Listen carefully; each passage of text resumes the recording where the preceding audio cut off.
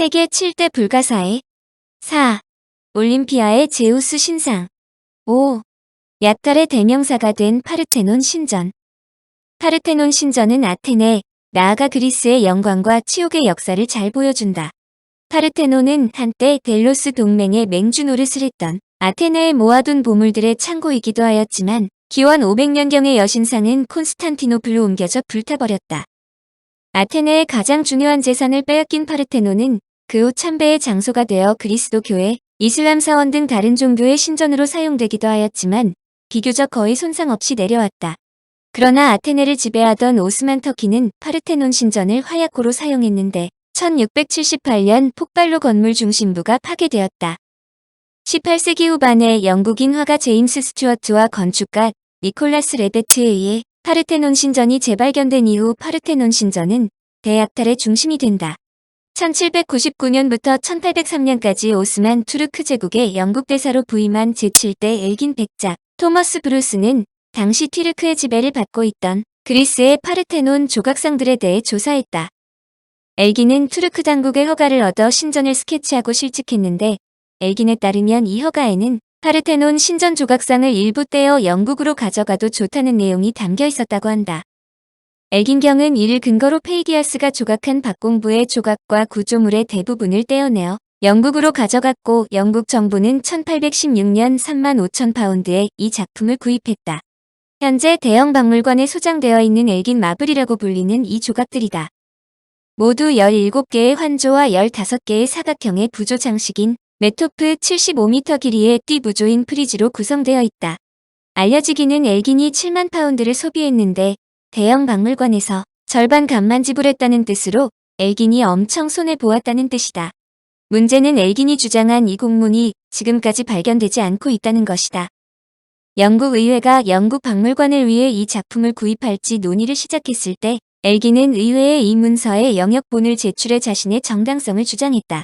그러나 문서 보관에 철저한 오스만 투르크 정부의 문서 보관서에서 원문을 찾지 못했으므로 엘긴이 제출한 번역본이 진본이 아닐지 모른다는 의문을 받았다. 여하튼 엘긴경의 행동이 당시에도 찬사를 받지 못했다는 점이다. 문화재는 현장에서 원형 그대로 보존하는 게 원칙인데 멋대로 분리한 것 자체가 야만적인 약탈 행위인데 그것도 그리스를 대표하는 파르테논 신전을 거의 파괴한 것이나 마찬가지이므로 비난이 쏟아지지 않을 수 없는 일이었다. 그리스를 사랑한 시인 바이런 경, 정치가 존 뉴포트 등은 그를 약탈자이며 신전 모독자라고 비난했다. 투르크의 지배가 1830년에 끝나고 최초의 그리스 왕인 바이에른의 오토를 위해 건축가 카를 프리드리히 싱켈이 아크로폴리스 궁전을 건축하려 했으나 실현되지 않았다.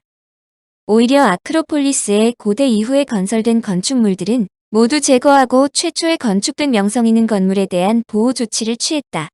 그런데 1962년 그리스의 영화배우이자 여성 정치가인 멜리나 메르쿠리 장관이 영국의 대형 박물관에서 엘긴 마블들을 발견하고 파르테논 조각품들의 반환을 요구했다. 그리고 1975년 아크로폴리스 유적을 대대적으로 복원하기 시작하면서 파르테논에서 사라진 조각들에 대한 환수운동을 본격적으로 벌이기 시작했다. 오스만 투르크의 압제 시절 그리스인들의 의사와는 관계없이 약탈된 예술품이므로 본래 있던 자리로 되돌려 놓는 게 당연하다는 것이 이들의 주장이다. 이후 소에 부흥의 바티칸과 미국 로스앤젤레스의 게티 박물관, 독일의 하이델베르크 대학 등에서는 소장하고 있던 파르테논에 관련된 유물들을 모두 그리스로 돌려보냈다. 영국과 보조를 같이 할 것으로 보였던 일부 국가에서 유물들을 그리스에 반환했음에도 영국은 핵심 미술품인 엘긴 마블을 반환하지 않았다.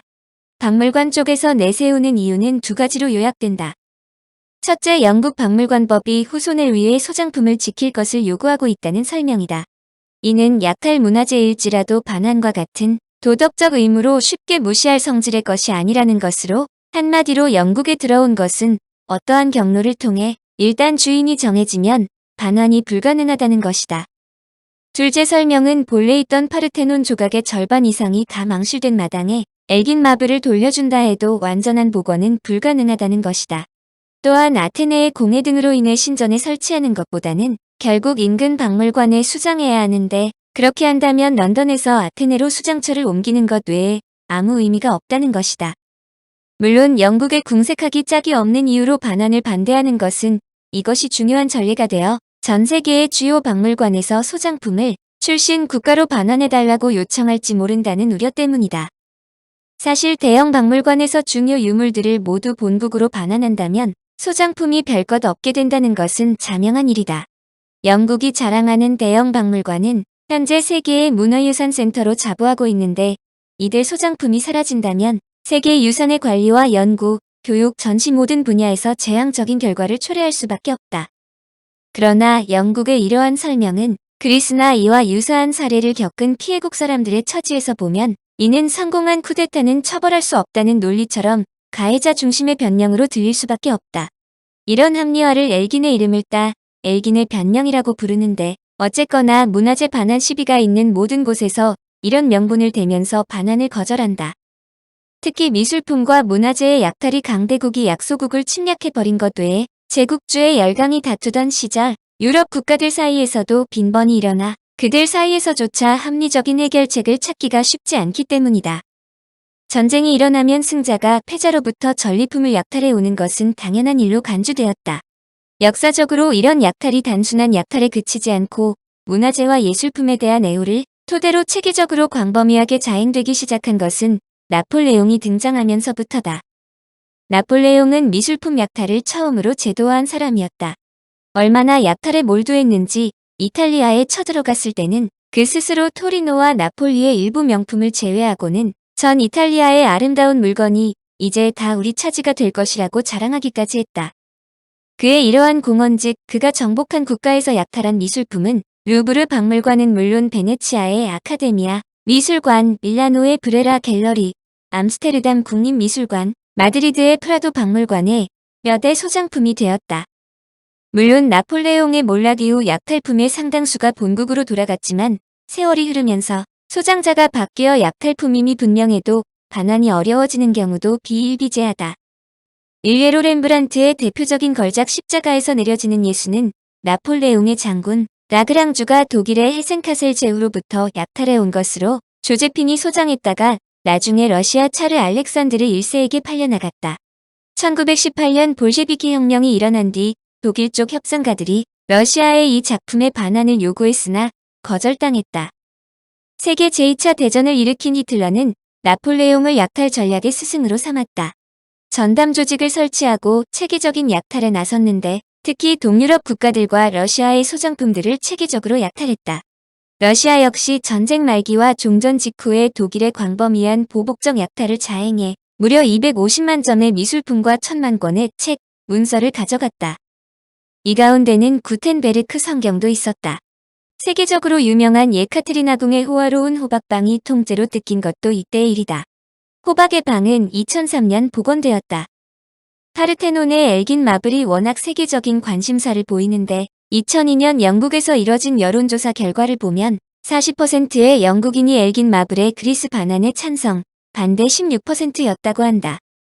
자신들의 문화재를 약탈당한 국가에서 반환을 위해 끝없이 여론을 환기시켜온 결과로 볼 수 있는데 상황이 복잡해지자 2019년 그리스는 엘긴 마블을 돌려주면 해외에서 한 번도 전시된 적이 없는 그리스 유물들을 영국 런던에서 전시할 수 있도록 허용하겠다는 제안을 내놓았다.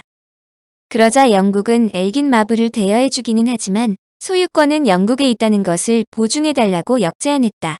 그리스에서는 당연히 반발하고 있음은 물론이다. 이는 우리나라에서 일본 등 해외로 반출된 약탈 문화재 처리에도 큰 영향을 주고 있어 앞으로 계속 세계적인 화두가 될 것으로 보인다. 청취자에게 원하는 것은 1. 구독 2. 좋아요